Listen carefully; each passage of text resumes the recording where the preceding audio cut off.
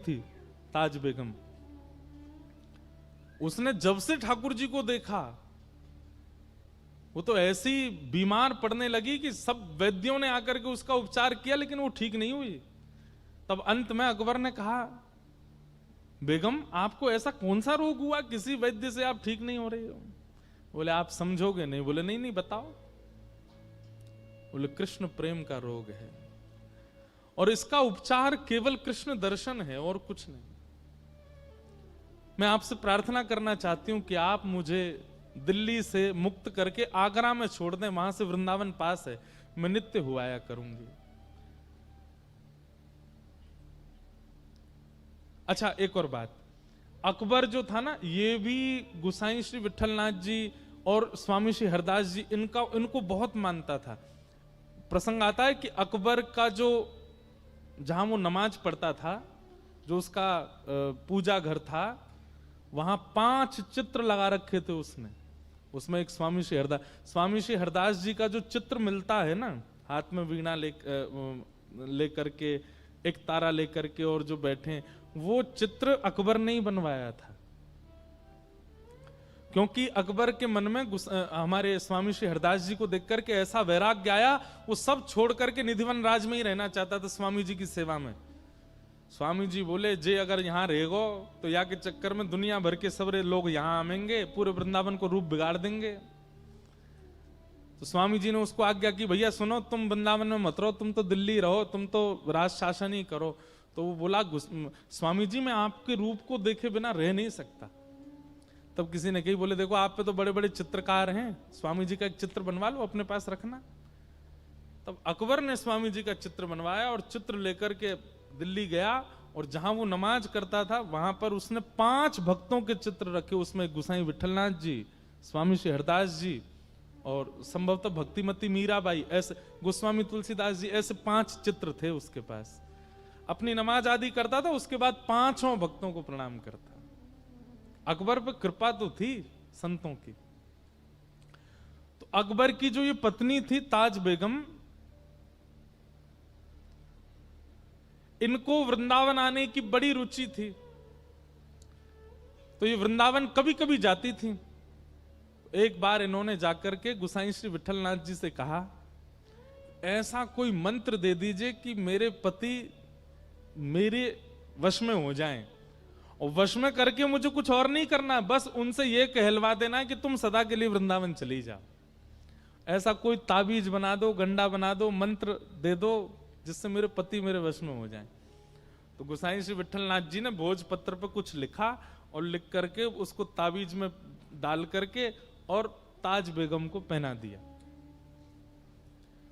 ताज बेगम जब दिल्ली आई तो उसके गले में अकबर की अन्य पत्नियों ने जब ताबीज देखा तो उन्होंने अकबर के कान भर दिए। बोले कि हमें पता चलिए गुप्तचरों से, आपको अपने वश में करके और ये कुछ षड्यंत्र करना चाहती हैं, अपने भाइयों को पूरे भारत का राज शासन दिलाने के लिए गुसाई श्री विठलनाथ जी से ताबीज बनवा के आई है ताज बेगम, ताकि आपको वश में कर सके।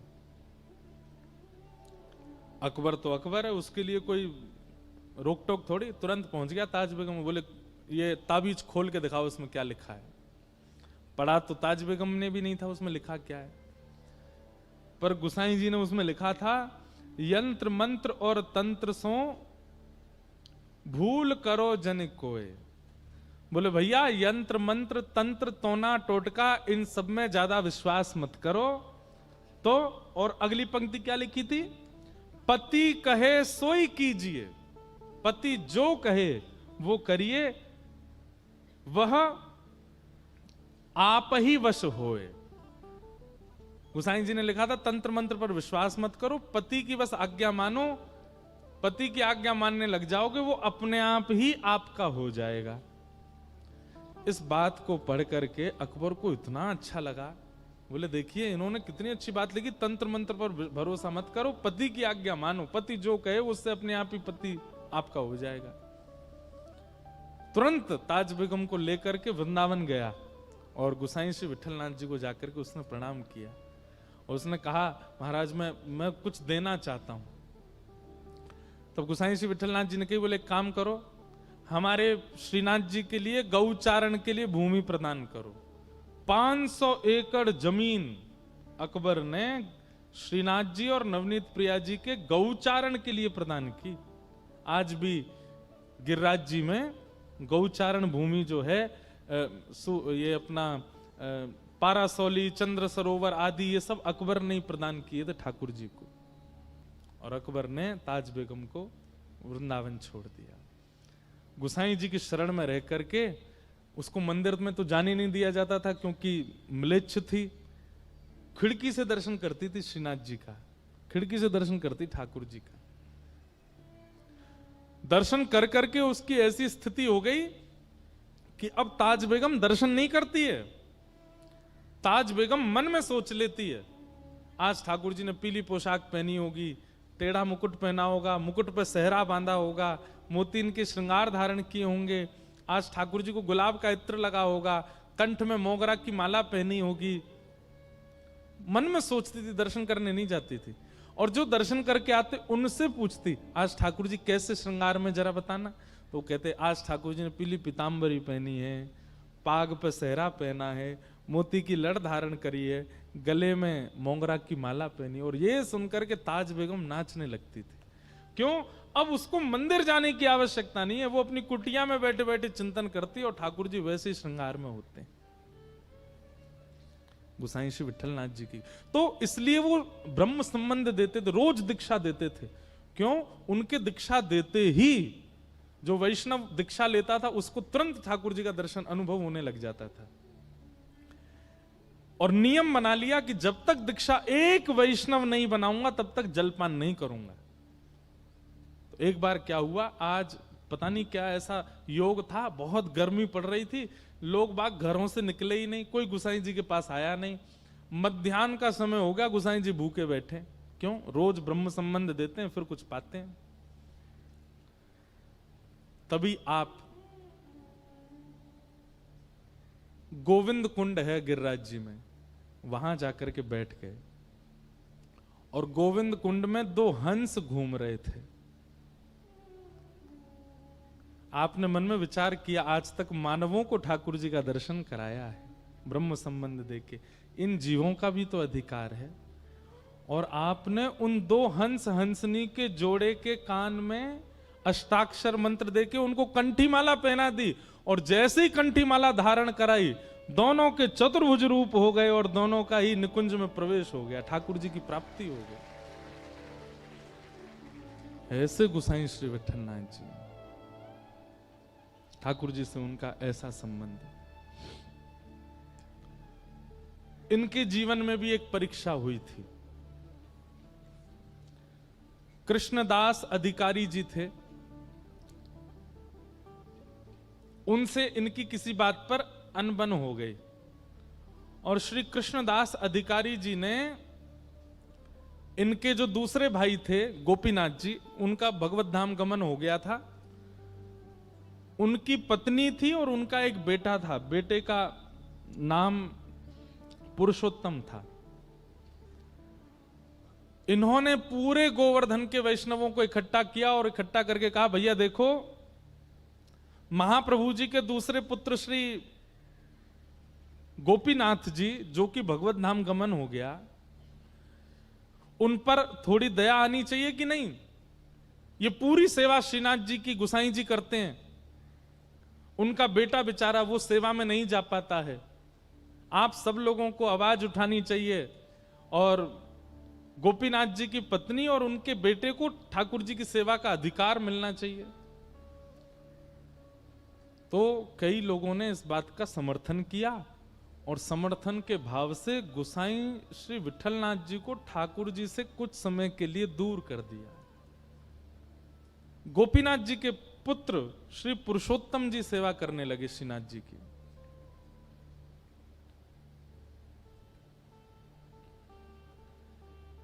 सेवा से दूर किया, गुसाई श्री विठलनाथ जी उसमें राजी थे, कोई बात नहीं। लेकिन कृष्णदास अधिकारी जी ने यह नियम बना दिया कि आप मंदिर ही नहीं आओगे, ठाकुर जी का दर्शन भी नहीं करोगे। अच्छा, ये सब लीला श्रीनाथ जी ने ही प्रकट की थी। हमने एक बात कही ना, ठाकुर जी सीधो सीधो तो कुछ चलन देंगे ही नहीं। कछु ना कछु परीक्षा तो सबकी कराते ही कराते हैं। ठाकुर जी पूरे विश्व को बताना चाहते हैं कि गोसाई जी का प्रेम कैसा है, इसलिए वियोग का ये एक नाट्य किया गया। और कृष्णदास जी ने ठाकुर जी से गोसाई श्री विठलनाथ जी को दूर कर दिया। गोसाई श्री विठलनाथ जी गोवर्धन से थोड़ी दूर पारासौली में रहने लगे और आप नित्य अपनी कुटिया से निकल के आते और श्री गिरिराज पर्वत पर श्रीनाथ जी की जो ध्वजा थी उसी का ही दर्शन करते और दर्शन करके विरह व्याकुल होकर के वहीं बैठे रहते। बहुत सुंदर लीला है, ध्यान से सुनना।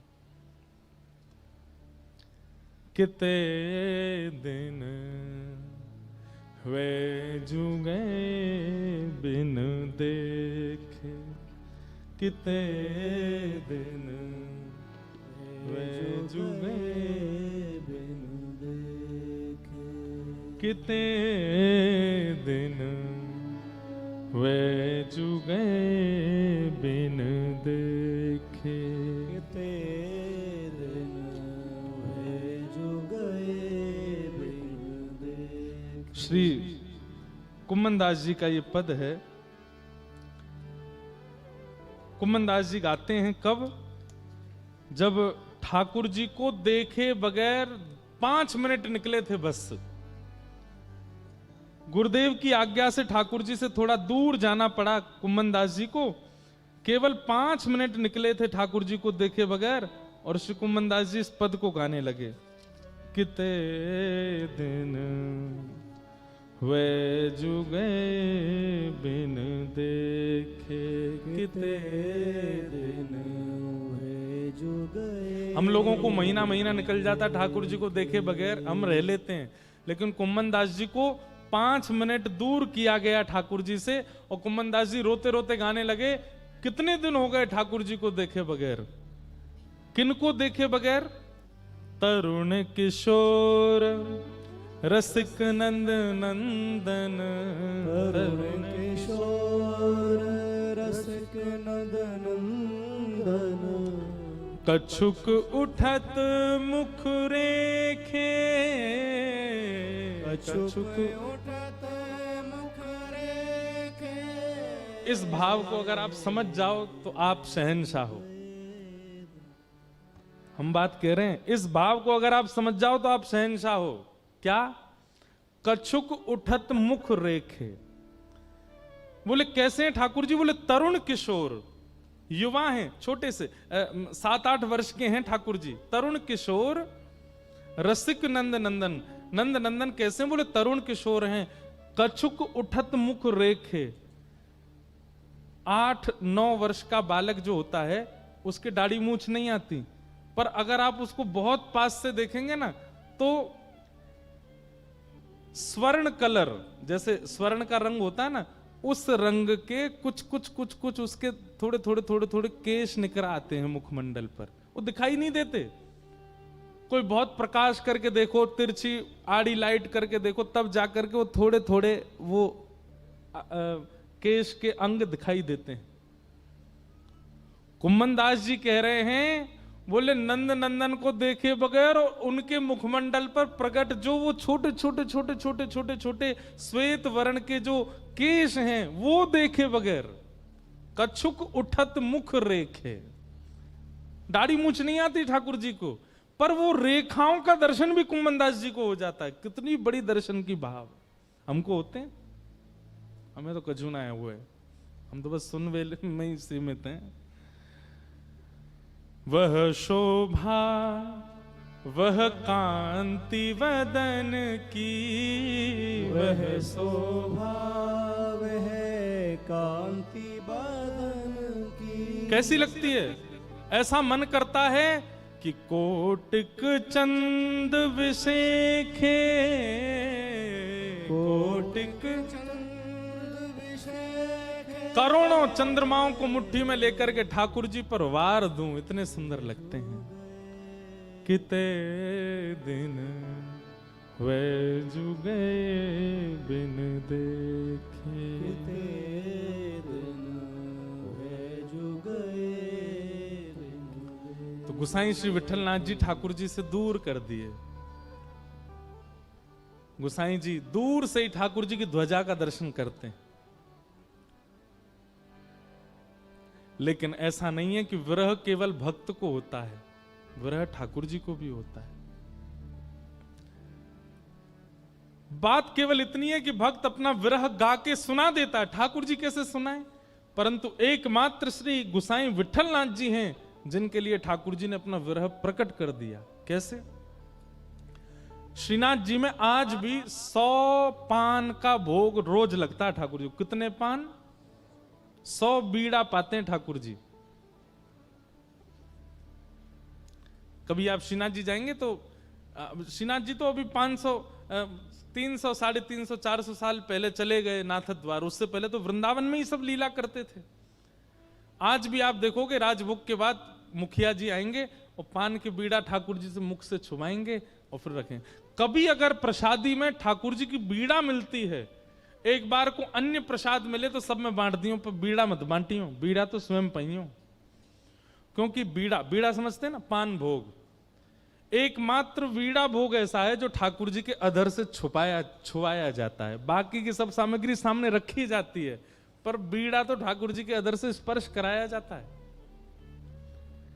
और बीड़ा भोग ज्यादातर किशोरी जी का बीड़ा भोग ठाकुर जी पाते हैं और ठाकुर जी का बीड़ा भोग किशोरी जी पाती हैं, क्योंकि अधर स्पर्श होता है उसमें। तो श्रीनाथ जी को 100 पान का भोग लगता था। बहुत ध्यान से सुनना। तो एक रामदास भीतरिया करके सेवा करते थे श्रीनाथ जी के आसपास। पोंछा लगावे की सेवा, आरती सजावे की सेवा, आदि आदि सेवा। भीतरिया, 2 सेवक होते हैं, एक होते हैं भीतरिया, एक होते हैं बाहरिया।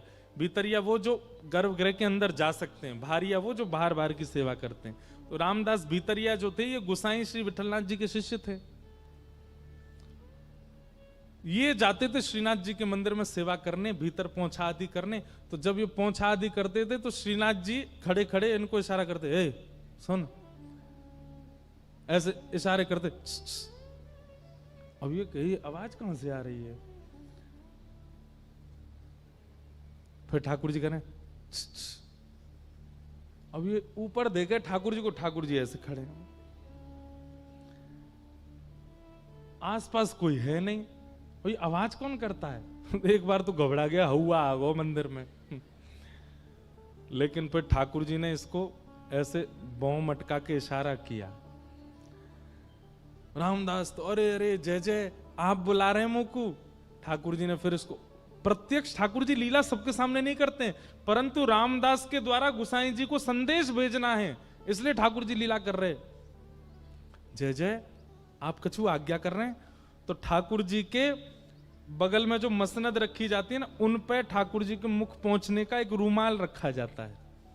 ठाकुर जी ने ऐसे नजर घुमा के रूमाल की ओर इशारा किया। कोई था नहीं मंदिर में, 2-4 लोग दर्शन कर रहे थे। इसने धीमे से वो रूमाल उठाया और रूमाल खोल के देखा तो ठाकुर जी जो 100 पान खाते थे उसकी जो पीक निकलती थी, उस पीक से ठाकुर जी ने पत्र लिखा था गोसाई श्री विठलनाथ जी के लिए।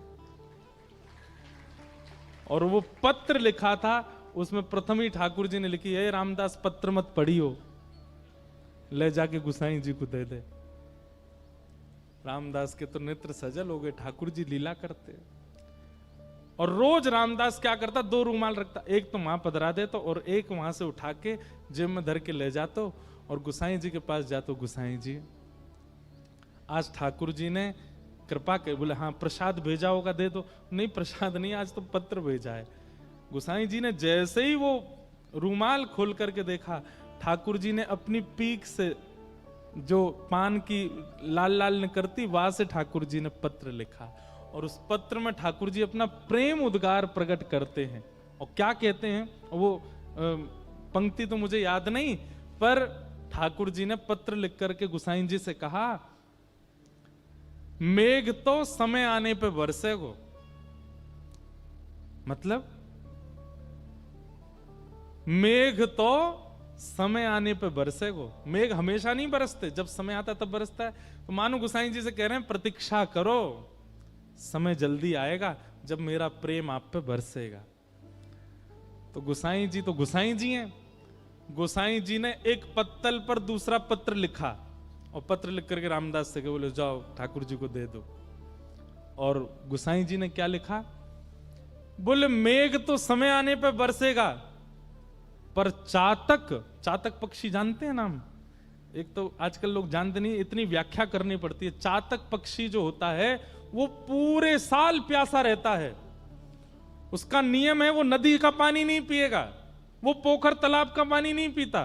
चातक पक्षी जो होता है वो पहली वर्षा होती है और उसका जब बिंदु गिरता है उसी का जल पीता है, उसको कहते हैं चातक। और चातक पक्षी का नियम होता है वो चहकता कैसे है? प्यासा हूं। जो पहाड़ों में रहते हैं, हिमाचल के लोग होंगे, कश्मीर, उनको चातक पक्षी की आवाज आती होगी सुबह, प्यासा हूं, वो ऐसे ही बोलता है। तो ठाकुर जी ने पत्र लिख करके भेजा, मेघ तो समय आने पर बरसेगा। गोसाई जी ने पत्र लिख करके भेजा, मेघ तो समय आने पर बरसेगा, पर चातक अपनी पुकार क्यों छोड़े? चातक तो पुकारेगा। मेघ चाहे जब बरसे, पर चातक प्यासा हूं ये तो गाएगा ना। श्याम घन कब बरसे गो आए, श्याम घन कब